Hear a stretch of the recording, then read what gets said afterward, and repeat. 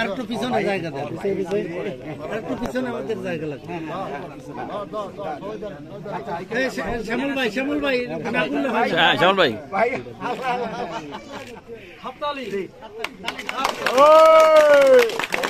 Thank you, thank you, thank you.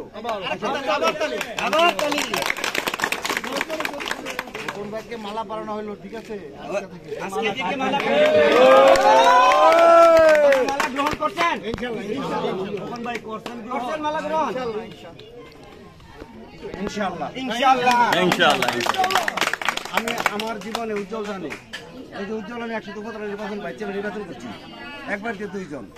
আমি আমার জায়গা থেকে সরি নাই ইনশাআল্লাহ। আমি যেটা ওয়াদা দেই, সারা জীবন আলমগীর রাজনীতি করছি, এর বাস্তব কথা। মিলু ভাই ছিল ছাত্র দলে, আমরা ছিলাম ছাত্রলীগে, কিন্তু আমাদের তিক্ততা হয় না কোনোদিন। তারপরে আমাদের একটা সুসম্পর্ক।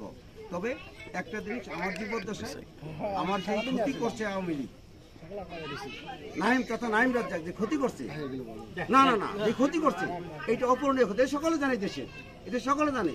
আমাকে আমার ভাড়া নিশ্চয় করা থেকে শুরু করি, আমার চেয়ারম্যান থেকে শুরু সমস্ত কিছুতে আমার পরিবারটা নিশ্চয় করে দিচ্ছে। যাই হোক, আজকে আমার ভাই এলাকার কৃতি সন্তান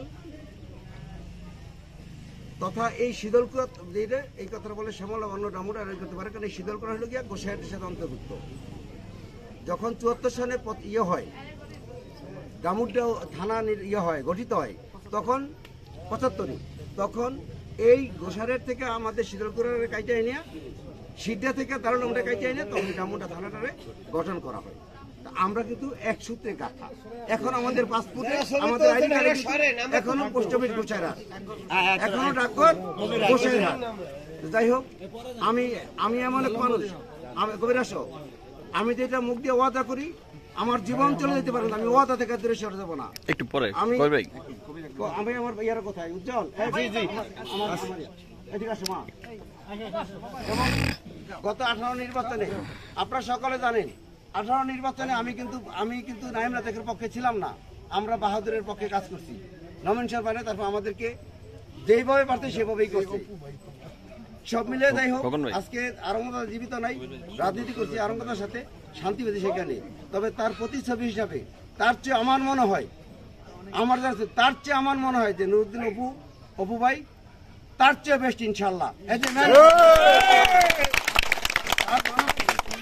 আর অপু ভাই আসছে, আমার যেহেতু বাড়িতে আসছে, আমাকে সাথে মালা পরাইছে, আমি এই মালার সম্মান আমি আমার জীবন দিয়ে হলো রক্ষা করবো ইনশাআল্লাহ। যদি আমার কিছু হয়ে যায়, আমি আমার ভাইয়ের কাছে আমার এই সন্তানদের হাত উঠে দিলাম, ঠিক আছে? কারণ আমি জানি ভাই যখন বড় নেতা, তারপর যখন 14 সনে 18 সনে আঘাত আসছে, আমার পুরো আসতে পারে, আমার পুরো আসতে পারেন। তবে সেই আঘাতকে প্রতি আমি পরোয়া করি না। আমি যতদিন বাঁচি আমি আমার